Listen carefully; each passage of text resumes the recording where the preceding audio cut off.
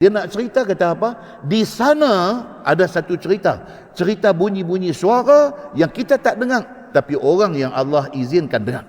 Samalah dengan bulan puasa.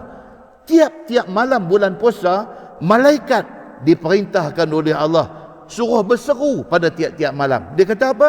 Wa yunadi munadin ya baghiyal khair aqbil. Suara ada bunyi di langit. Ya baghiyal khair aqbil. Suara tu kata, siapa yang ada ingat nak buat baik, buat cepat. Duk bunyi di langit. Kita tak dengar. Macam mana kita tahu? Allah Subhanahu wa taala suruh Nabi habaqkan kita. Tiap-tiap malam malaikat akan kata, siapa yang ada teringat nak buat baik, buat baiklah ni.